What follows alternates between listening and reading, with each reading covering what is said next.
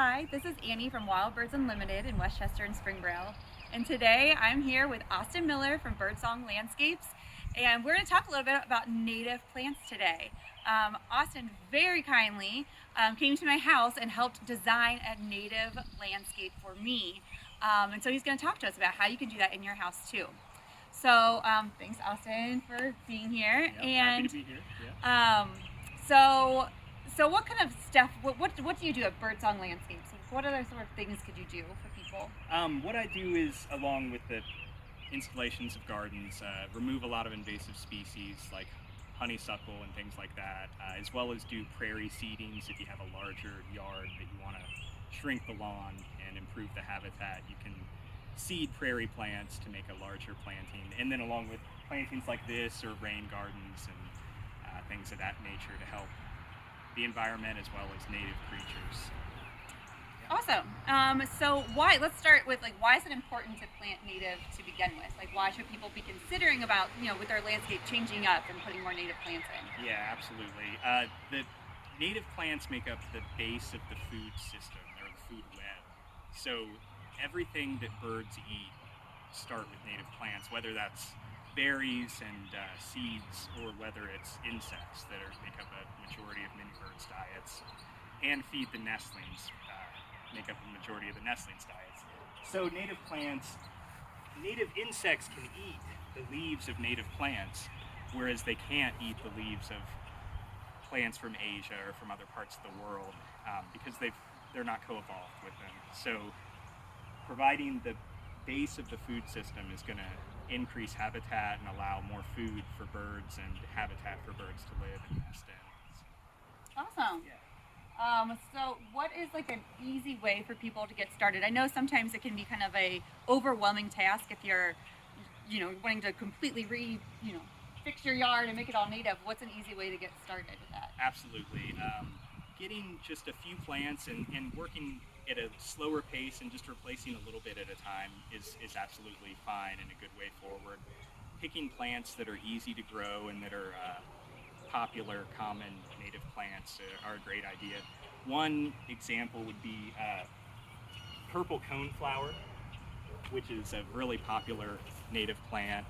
Try to get the straight species purple coneflower, not one of the weird orange ones or something like that. So purple coneflower is a great option. Wild columbine back here is another option that hummingbirds like. And also goldenrods and asters are a great way to start with native plants that are going to get a lot of pollinators and also feed the birds all the way through the winter if you keep them up and let the seeds sit there. Awesome. So let's talk about a little bit how you kind of figured out what you were to do today. So I had called Austin and I gave him a picture of the area. So it was this area right here that I wanted him to help me come up with some ideas about native plants. So then how did you kind of come up with this specific plan here? This was a pretty easy one because it's full sun and it gave a lot of options. So we basically just used a lot of prairie plants and lower growing attractive prairie plants that are going to thrive in full sun and good drainage. Because of the slope, it's going to drain off very quickly. So hardy plants that are going to be able to take dryness as well as thrive in the full sun. So things like orange coneflower is one. Golden Alexander just starting to bloom here is another. Things like the mountain mint, thin leaf mountain mint is another. So these are all things that are going to do well here, and eventually most of them are going to create seeds that are relished by the birds during the winter, and juncos will be eating them, all of the winter resident birds and the sparrows and things like that. So I know that some people are kind of nervous about doing native plants because the fact that they can get kind of unwieldy. They can get really tall. So you're saying that there are options, some of shorter kind of options that people could also use. There are. And if you want to do the research, you can kind of figure it out. There's info out there if you take the time to figure out the lower growing varieties or species, or you can contact someone like me to do it. Or if you get nervous about that and you're in a high visibility, maybe an HOA community, start in your backyard where no one's going to see it, and you can experiment and learn about the plants and then learn how big things are going to get and then you can move out to the more visible areas that everyone's going to see as they drive by. So.